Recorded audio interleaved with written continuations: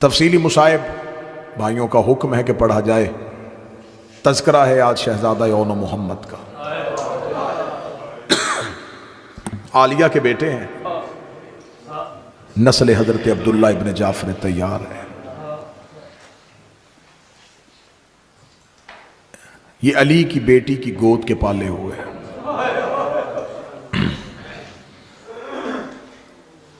کربلا میں صرف علی کے بیٹوں کا خرچہ نہیں ہوا، علی کی بیٹیوں کا خرچہ۔ جو کربلا سے پہلے اجڑی وہ بھی علی کی بیٹی، جس نے مسلم کے ساتھ بیٹے بھیجے تھے، وہ شہزادی رقیہ بنت علی بھی علی کی بیٹی تھی۔ پھر عالیہ جس نے کربلا میں آ کے بیٹے دیا۔ آج پوری دنیا میں چلے جاؤ، آپ کو پوری دنیا میں سادات ملیں گے، جس سے پوچھو کس کی اولاد ہے، کوئی کہے گا حسنی سید ہوں، کوئی کہے گا حسینی ہوں، عابدی ہوں، جعفری ہوں، کاظمی ہوں، رضوی ہوں، تقوی ہوں، نقوی ہوں، کوئی نہیں کہتا کہ میں زینبی ہوں۔ پھر میں معافی مانگ کے جملہ پڑھوں، آج کے بعد یہ نہ کہنا زینب نے کربلا میں 2 بیٹے دیے، نسل قتل کروائی ہے علی کی، صرف 2 بیٹے نہیں دیے، کربلا میں اپنی نسل قتل کروا دی۔ جب امام حسین علیہ السلام مدینہ سے مکہ پہنچ چکے اور مکہ سے حسین ابن علی جا رہے تھے، حسین ابن علی کا لشکر چلا تو جناب عبداللہ ابن جعفر طیار مکہ تک حسین کے ساتھ، مکہ تک کے قافلے میں حضرت عبداللہ ابن جعفر طیار ساتھ آئے۔ مکہ سے حضرت عبداللہ ابن جعفر طیار کو بھیجا گیا۔ 4 قوتیں تھیں حسین کے پاس، عبداللہ ابن جعفر طیار، محمد حنفیہ، مسلم ابن عقیل اور عباس ابن علی۔ محمد حنفیہ کو مدینے چھوڑا، عبداللہ کو مکے چھوڑا، مسلم کو کوفے بھیجا، صرف عباس کو ساتھ میں۔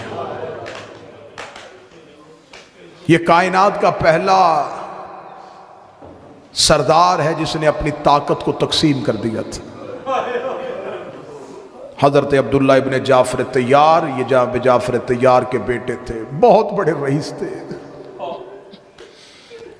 جب جناب جعفر طیار تجارت کی غرض سے شام سے واپس پلٹے تو جناب جعفر طیار نے مولا علی سے آ کے کہا کہ یا علی، مجھے شام کی تجارت سے بہت اچھا منافع ہوا ہے۔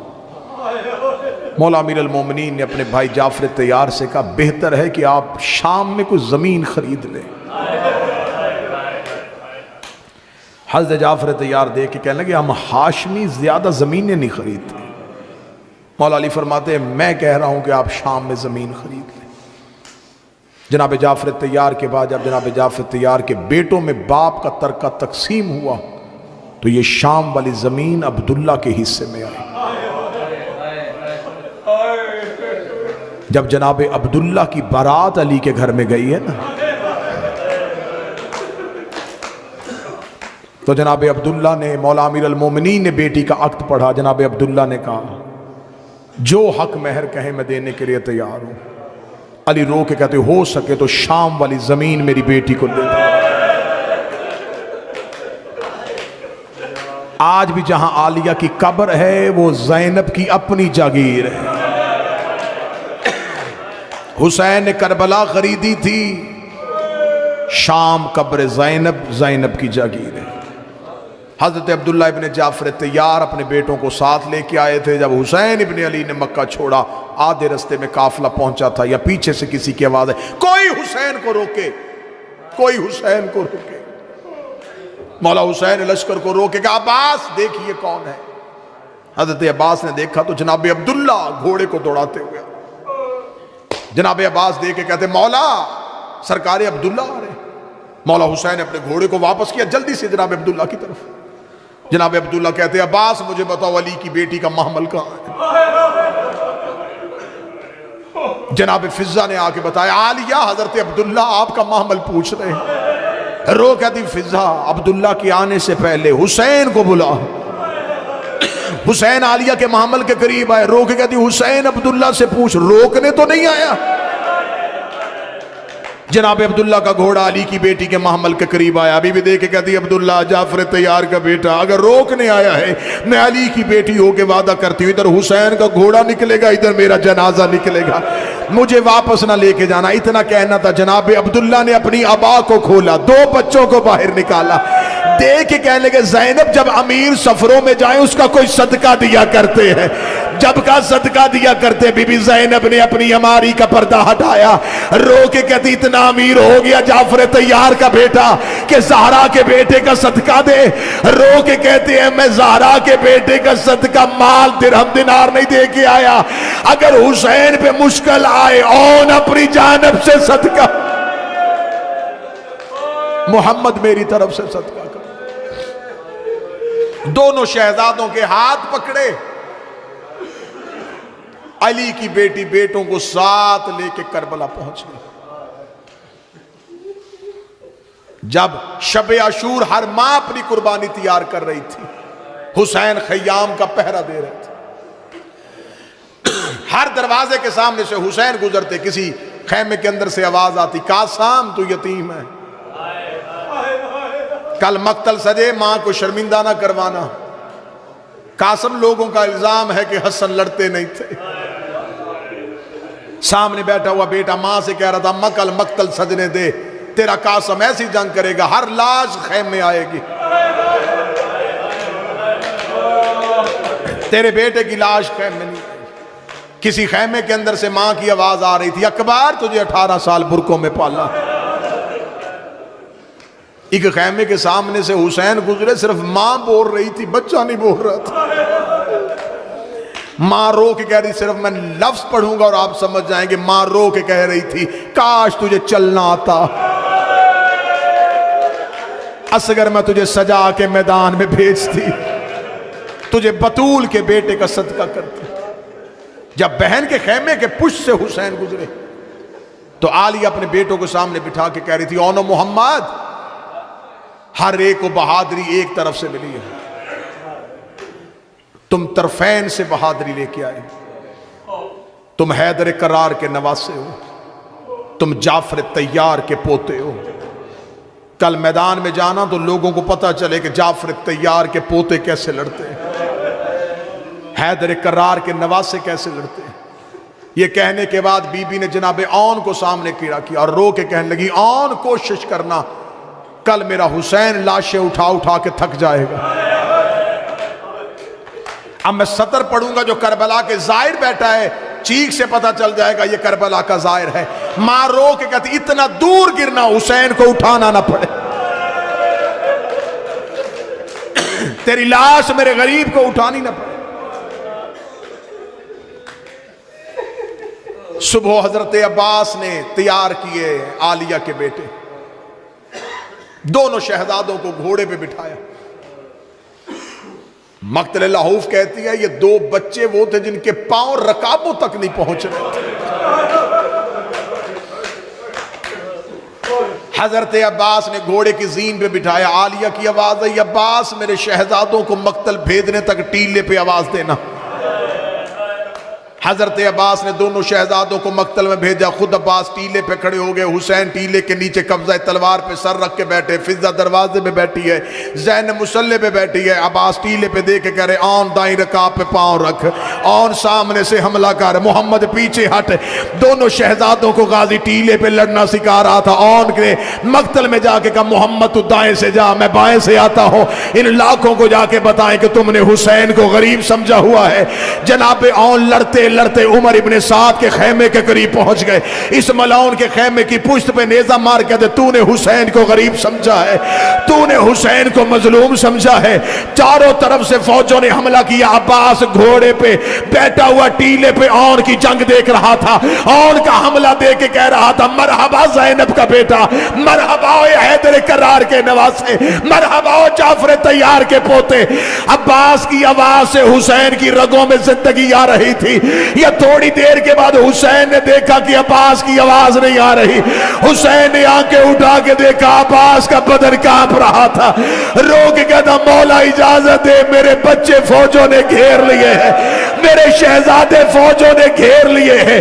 عباس نے گھوڑا دوڑایا, عالیہ خیمے کے دروازے پہ آئی, رو کے کہتی عباس میں زینب ہو کے حکم دیتی ہوں مقتل میں نہ جانا, جہاں گرتے ہیں گرنے میں, جہاں گرتے ہیں گرنے تھے. میں پوری ذمہ داری کے ساتھ لفظ پڑھنے لگا ہوں ممبر سے, پوری ذمہ داری کے ساتھ.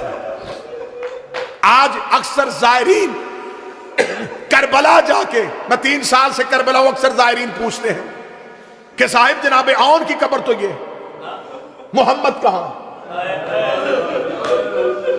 زینب نے تو خیمے سے جوڑی بھیجی تھی, محمد کہاں ہے؟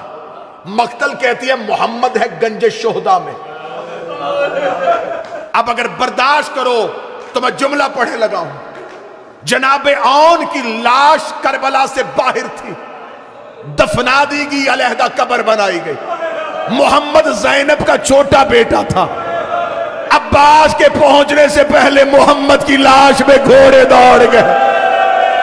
میں ممبر کی قسم کھا کے کہہ رہا ہوں, صرف قاسم پامال نہیں ہوا, زینب کا یہ بیٹا عباس کے پہنچنے سے پہلے گھوڑوں کے سموں سے پامال.